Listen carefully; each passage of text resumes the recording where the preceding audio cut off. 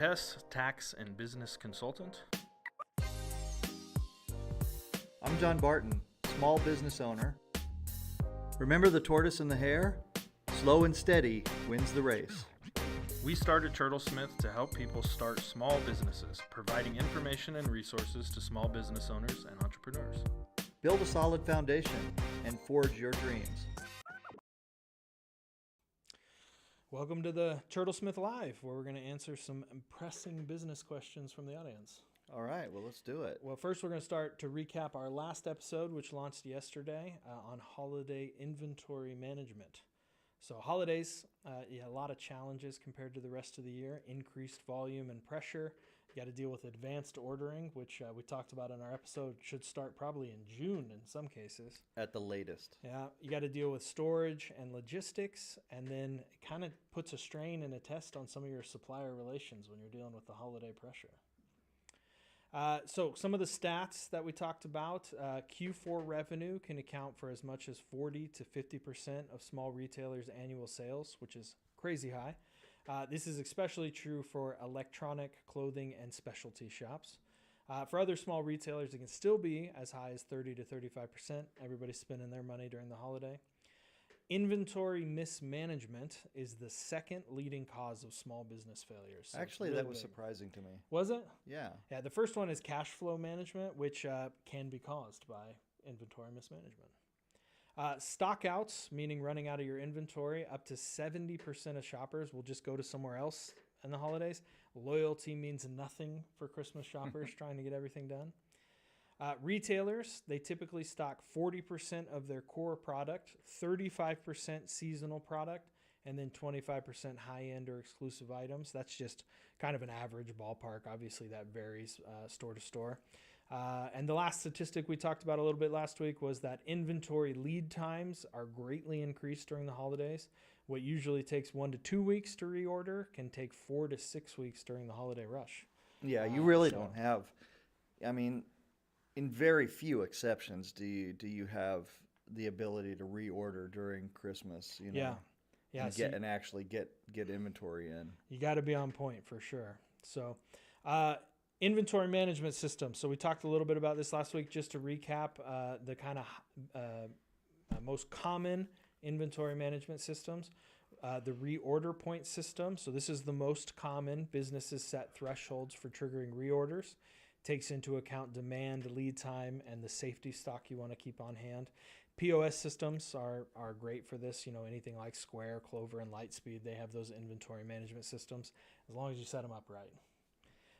The next one is the vendor management inventory. This is ideal if you can get this set up, but vendors monitor your stock and they'll replenish automatically as you sell. Economic order quantity system uses formulas to decide optimal order quantity. This is ideal for businesses with predictable demand. It's also very difficult, so if you want to look into this a little further, we talk about it a little more in depth in the episode, but it's a little bit more complex. We talked about just-in-time, which is only order inventory as needed. It's mostly used for manufacturing and those kind of things. Not all businesses do well with just-in-time. Perpetual inventory systems, buying lower quantities kind of as needed with real-time inventory tracking. This works sort of well if you have a lot of products and you don't sell a bunch of just one type. Like if you have 30 different varieties of something, every time you kind of sell or one or two, you reorder.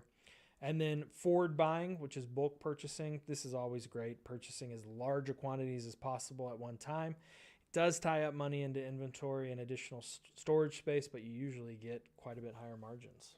So those are just kind of some of the basic inventory management systems we discussed last week or this week on the episode. Check it out if you want to learn more about those. And can you scroll down a little, Calvin? So the consumer, you guys might be familiar with the vendor management system type stuff.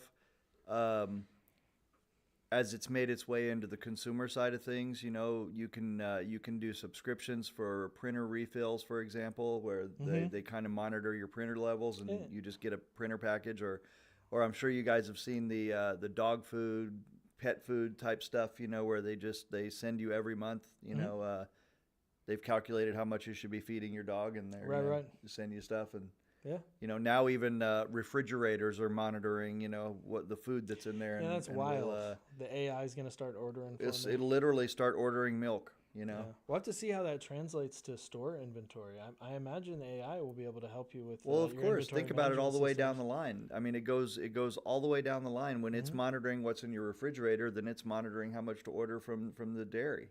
Oh, good Lord.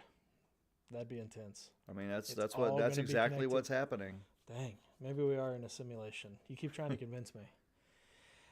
So how do we plan for the holiday inventory management, or just inventory management in general?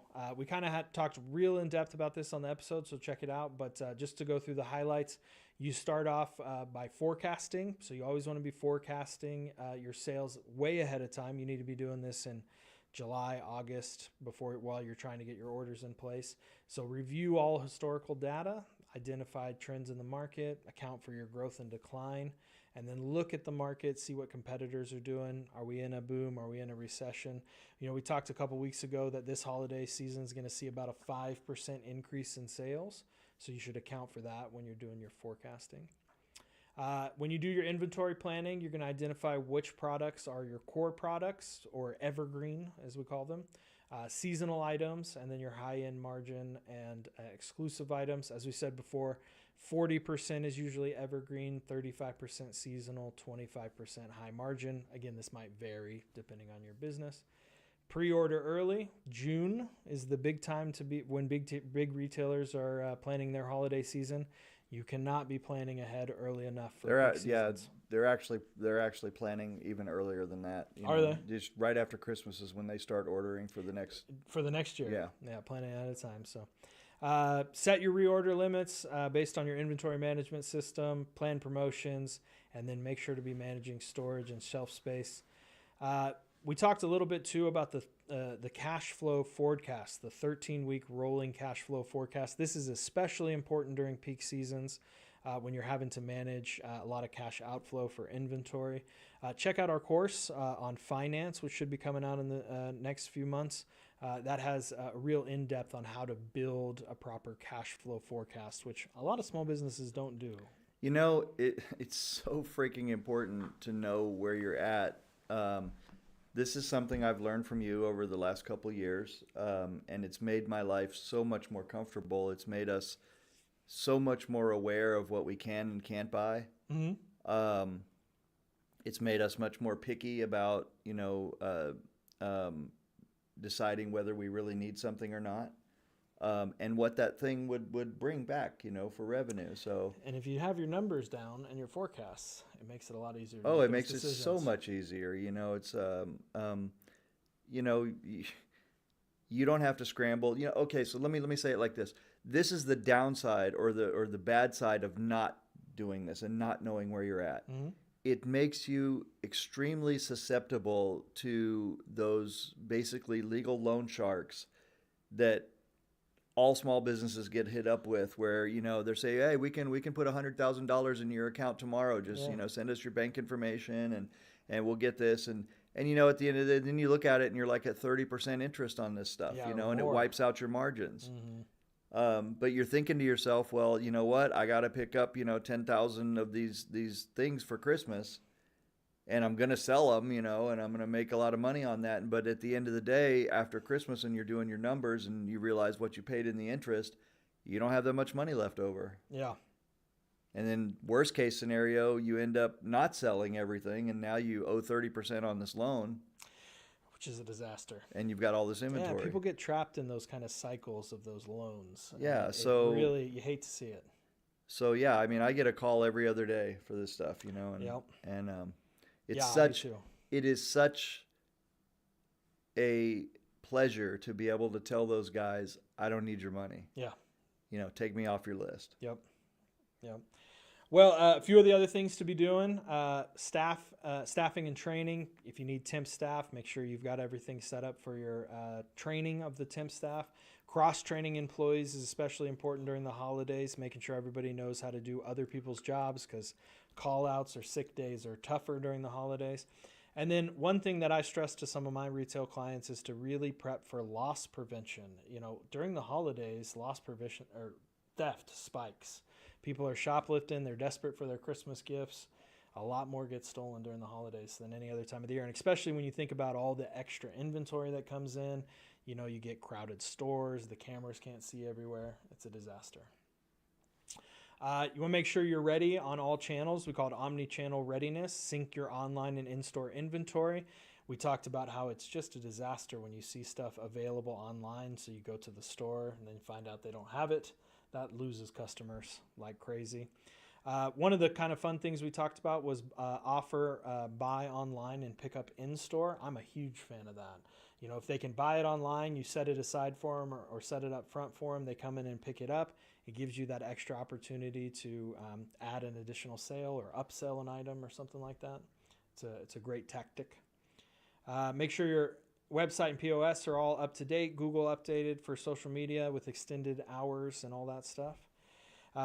Take a look at your marketing and promotions. And then finally, we kind of have the post-holiday strategy. Clearance sales, creative uses for leftover inventory, all that fun stuff.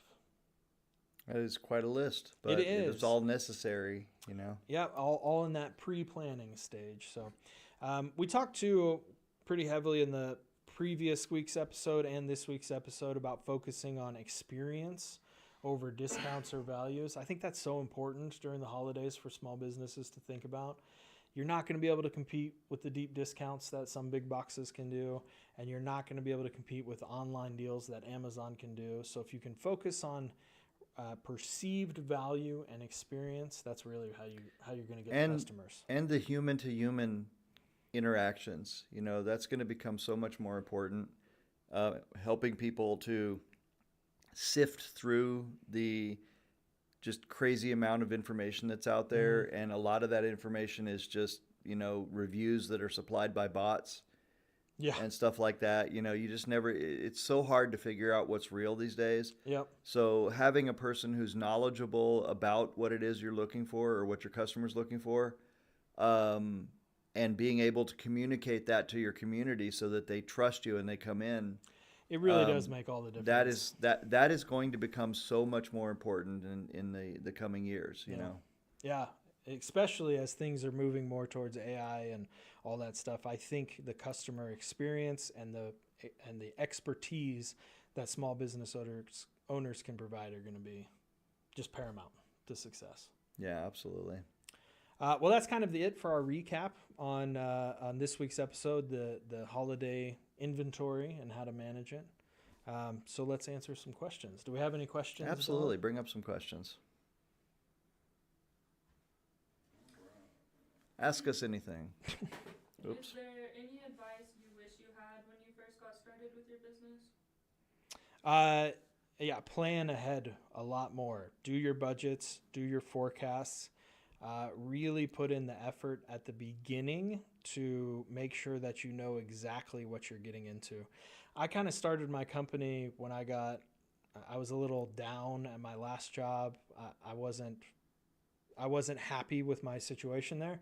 And so I just kind of broke off and started my own thing. And I probably could have used about 3 or 4 more months of planning it out and really thinking about how I was going to go about this. I rushed it a little. Yeah, I'll echo that as well. You can do so, like for me, I started making pool cue cases. I made one for myself. I just solved a problem that I had. Then a friend asked me to make one for him, and so I started, and I made a little price list and so on, right? So in that sense, I was doing business, but I really didn't understand business. So because of that, I made a lot of expensive mistakes along the way, many of which could have just ended it, if I hadn't had like an angel investor step in or somebody more experienced help out.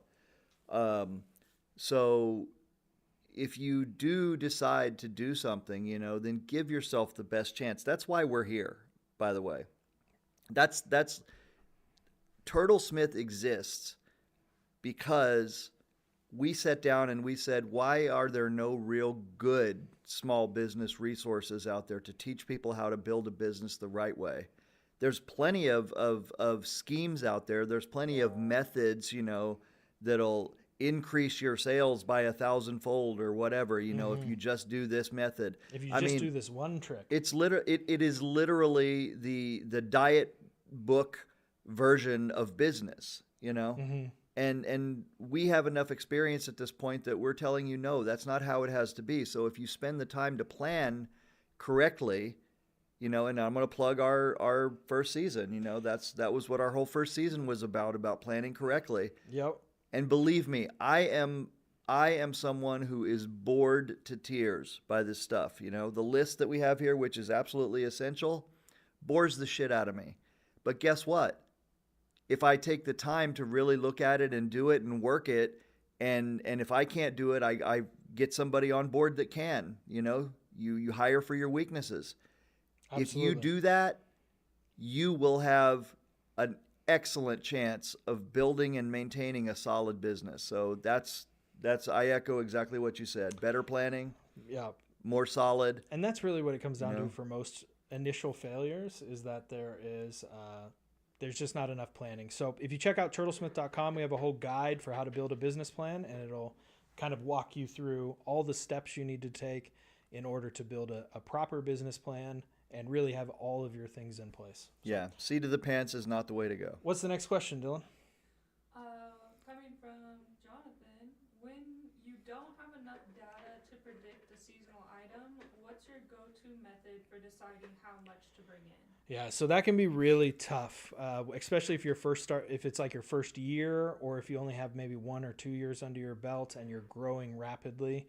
It can be very hard to judge how much to order.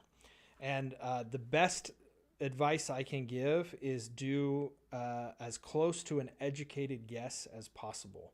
So you want to spend some time really analyzing any sales data that you have.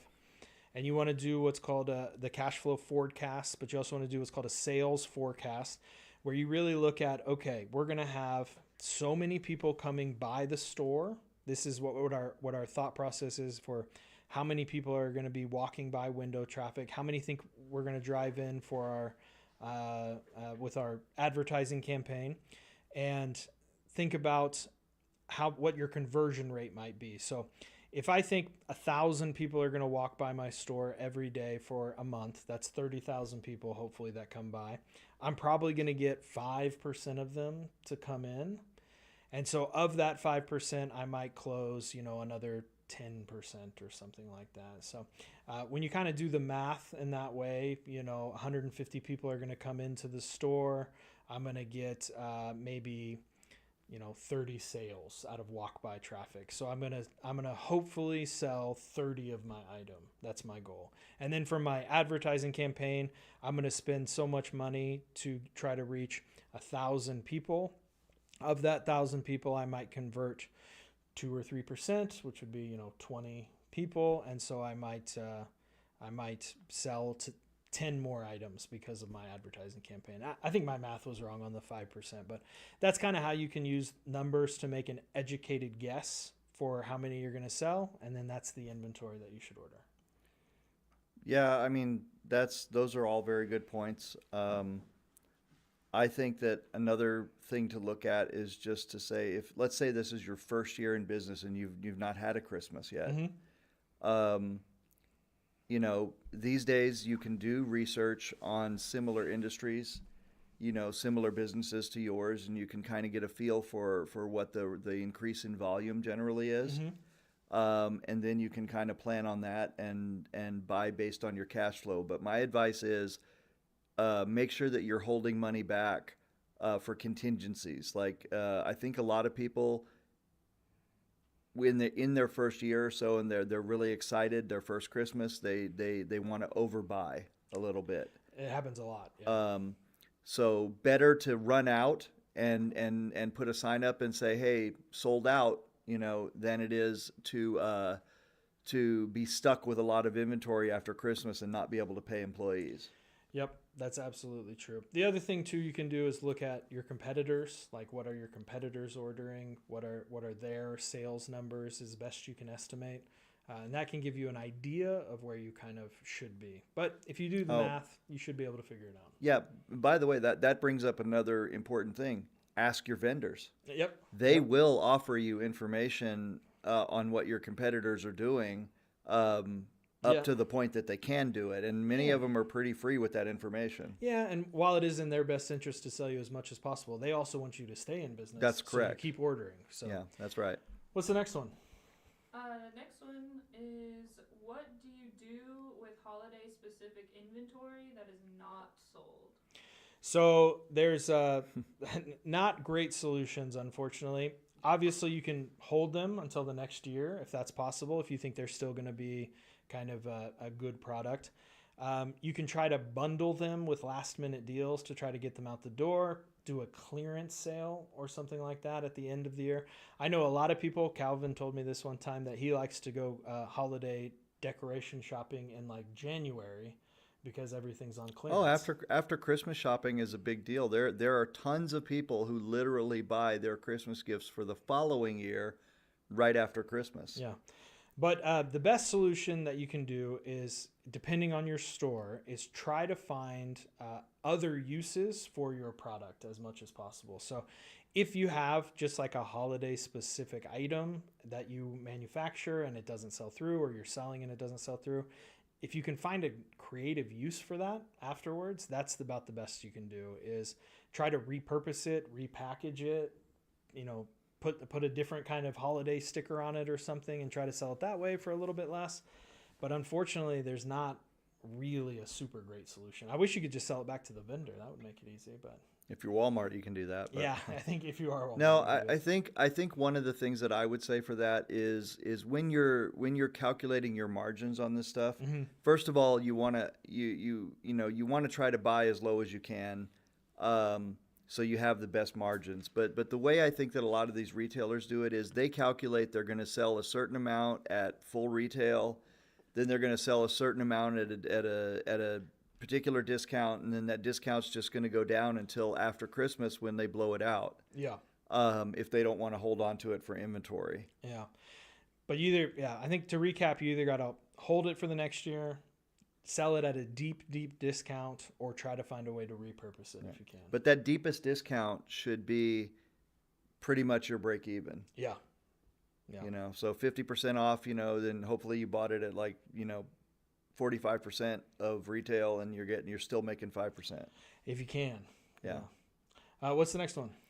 Should you start a business during the holidays? It depends on what kind of business. I mean, at any point you can start a business, but if your business is dependent on a large holiday rush, I probably wouldn't start it during the holidays. Like we said, it takes a lot of planning to prepare for that kind of inventory. People are ordering stuff as early as June or even May. They're making plans in April or May. You need to be prepared for the holiday season. So if I were to open like an electronics store that was going to have a big fourth quarter, I would probably look to be opening my doors around May or June, so I have plenty of time to prep. But if you're excited about opening it now, you just need to account for the low cash flow, low sales. Most businesses don't make money for the first year, so you just need to account for that in your budgets. I think it depends on the type of business. Yeah, 100%. So if you're opening a cafe, that and it's in a place like a shopping area, that might be a good time to open. You're going to get a lot of new customers. There'll be a big influx of people, so that might be a real good time to do it because you're going to get so much foot traffic that it might sustain you throughout the rest of the year when people are, talking about you. Oh, remember that place we went to during Christmas? Yep. And so on. If you're opening like a Hallmark store, that's obviously something that would be great. Well, that's one of the things I think you need to open. You need to be open at least a few months before the big rush, so that you've got kind of your soft opening, you've got the kinks worked out, and you have the right inventory. Yeah, well, but I would assume when you open that at Christmas, you're going to have inventory. Fair. But that's the kind of thing, right? It's like that. Now, if you're opening a lawnmower store, at Christmas, then maybe not. Yeah, probably wouldn't do that. Probably wouldn't do an accounting shop like right before Christmas, because then, tax season, everybody's kind of already got their stuff lined out usually. Although a lot of people are just kind of fly by night where they do the accounting in February, open up a little shop, and then they're gone by April.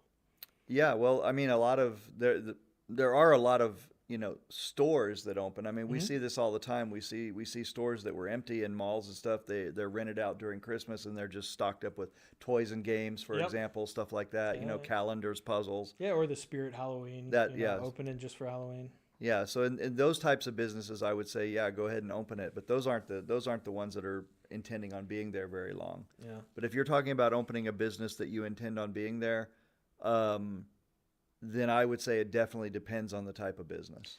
Yeah, and to be fair too, there's no like perfect time to open a business. Like you're never going to find the exact date where sales are going to be the best right away, or you have just enough time to plan. So really it's just about making sure that you've done the proper business plan, make sure that you've got all your numbers in a row, you're budgeted to have a loss for a few months, because that's for sure going to happen. Sometimes businesses can take up to 18 months before they start turning profit. So as long as you've done all your homework, you've done all your research, you've done all the math, and you know what you're planning for, when your peak seasons are, I guess kind of any time's fine to open. Yeah, there you go. Yeah. Not bad. All right. Anything else? Yeah, any more questions? Bring them on. I have a question. Go Lay it on ahead. me. What is the most regrettable holiday purchase each one of you has ever made? Go ahead, Scott. Oh, I have no idea. You have to let me think about that one. As a business?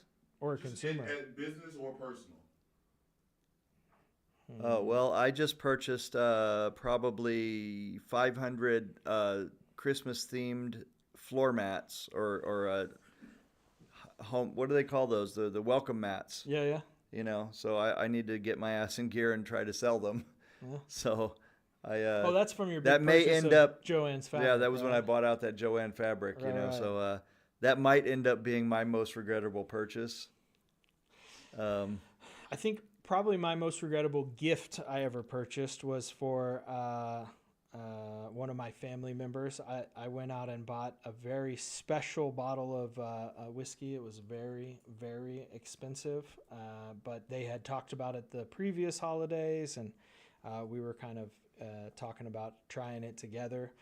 So I spent an arm and a leg on this very special bottle, to come to find out that they decided to quit drinking entirely. So it just went to waste. Oh, Yeah. it went to. What do you mean it went to waste? Well, Nobody drank it. My brother had some, and a few other people, but yeah, they had quit drinking. So my holiday gift went unused for the intended recipient anyway. Oh, okay. I guess I should have checked that aside, but good I for can them. see that. Yeah, but you can balance that regret with joy that they quit drinking. Yeah, there you go. It works. If that's something that they needed to do in their life. Yeah, well, I just I didn't need to spend the money. Yeah, well, So. yeah. I've You done a came lot. from your heart, Scott. Yeah, a lot of things I've spent money on that probably I shouldn't have. So All right. Anything else? okay, well, oh, Oh, go ahead. You got one more? This is from Lulu. You might end with those mats for the next 10 years. They will hunt you every. I'm sorry, folks. That's my wife calling in. Yeah. Just to remind me of my folly. So, if anybody's interested in a Christmas mat, you can get me out of the Christmas doghouse by purchasing them. Just send us a PM. I'll send you a mat. Yeah. Oh my God! I see my ass is going to be at the flea market tomorrow with a stack of Christmas mats. All right. Yeah. Yeah. Get some of the crap out of my garage. Yeah, just too. send you so. Yeah. Start Yeah. selling all that. Well, I think that's it for this week. We'll be back next week with another live to answer all your business questions. And you can check out turtlesmith.com or Turtlesmith at Turtlesmith OK. And I apologize, we actually won't be back next week because it's Thanksgiving, but we will be the week after. That's right. Well, we are thankful that we won't have to be here next week, but we did prepare an episode for you, so don't miss it. Yeah. And like John said, this is really about trying to help people start successful small businesses. Our kind of motto that we've gone on is Oh, sorry. What? Do we have another question? We have a question. What type of advertising is most effective? Oh, that's a big question. That's a big question. The general adage among advertising among business owners is half my marketing budget is wasted, but I don't know which half. Yeah. We do have a whole kind of episode, several episodes actually, where we talk about advertising. It is very difficult. The most effective form of advertising that any business can get is referrals. That always works, but Word of unfortunately, you have to build up to get that.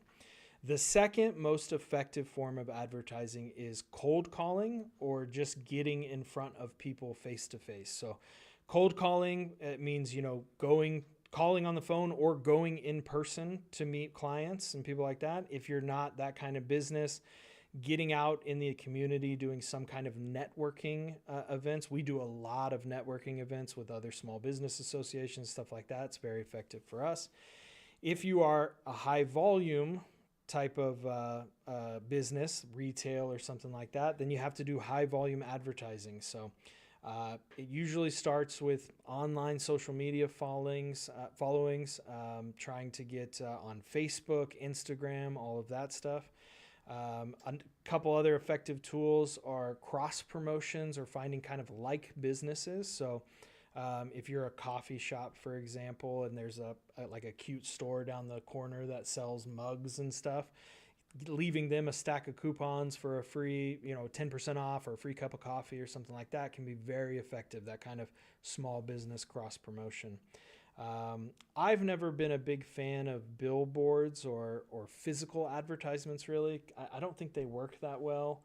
Sometimes they do, but people have to drive by your store or the sign a lot to remember you. So somehow getting in their face or getting in front of them, more directly tends to work better. There are proven formulas about impressions, about how many impressions it takes before someone recognizes your logo or can sing your jingle. So there are resources that you can look at for what might be the best way for someone to remember you and remember the information you're trying to convey. But honestly, this question is so big.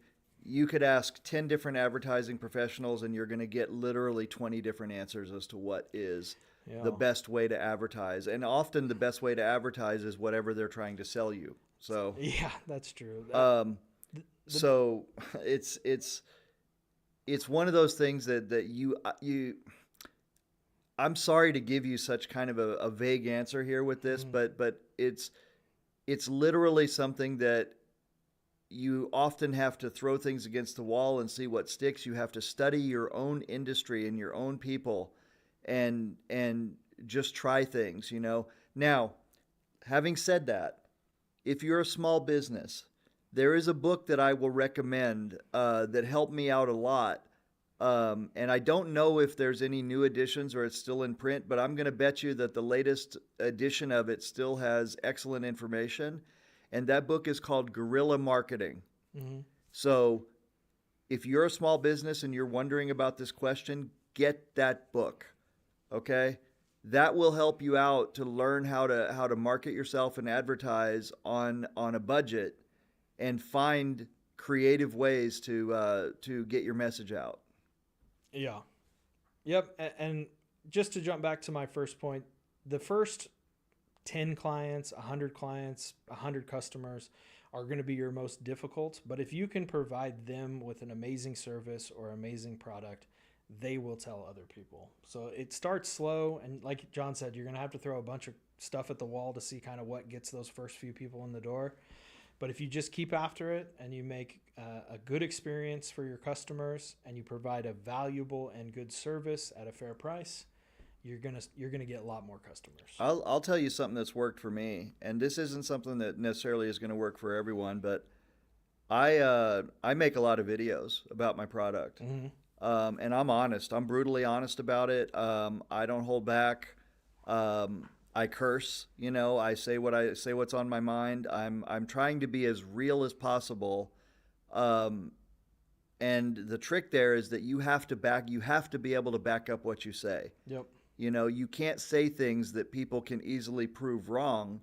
Not only is because that's unethical, number one, but number two is when you can back up what you say and people can't prove you wrong, then people will believe you, and they will tell other people, and they will recommend you. Absolutely. Absolutely. Well, try to get somebody like us, or if you're in the Oklahoma City area, or any type of advertising professional. They can tell you a lot more based on your specific business, but it really depends on your industry, company, what you're trying to sell, what the best forms. Yeah, experience is the best teacher here. 100%. And just, be careful and don't go broke trying to do some big marketing thing unless you've really studied it. And it's very important to remember that all advertising has a very low return rate. So in direct marketing, for example, when we used to get mailers and postcards and things like that It's in less the mail, than 1%. right? Getting like 0.5% return on that means people pick up the phone and take action and call in and say, hey, I got your postcard, I want this thing, or I want to talk about it, or whatever. 0.5% is considered to be successful. Yeah. Think about that. You send out 100,000 postcards, right? 100,000 postcards. What's 1%? 500 people. Thank you very much. Well, 1,000 people. 1,000 people is 1%. You send out 100,000 postcards. If you get 500 people It's a success. to call you back, that's considered a success. So there you go. All right. Well, hopefully we answered that mediocrely. I'm sorry. That was a tough question. I think we answered it. I Advertising's- think we answered it okay. It's just that the answer is not satisfactory because you can't give a concrete answer on it. Yeah, it's really hard to give actionable steps. But if we learn a little bit more about your business, or if you want to shoot us an email with more in-depth detail about your specific industry, we might be able to help out more. Sure, absolutely. So- We'd be willing to do that. Find us at Turtlesmith OK, and turtlesmith.com is the website. And hopefully you can follow our information to build a good business and get rich slow. Yeah, That's our move. trust me.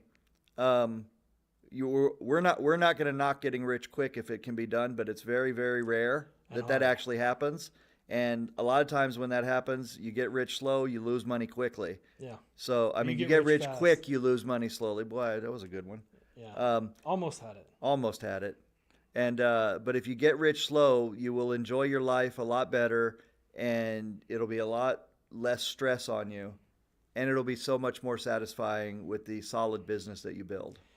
100%. Well, check out all our podcasts, and we'll see you in 2 weeks for another live. Take care. I'm Scott Hess, tax and business consultant. I'm John Barton, small business owner. Remember the tortoise and the hare? Slow and steady wins the race. We started Turtlesmith to help people start small businesses, providing information and resources to small business owners and entrepreneurs. Build a solid foundation and forge your dreams.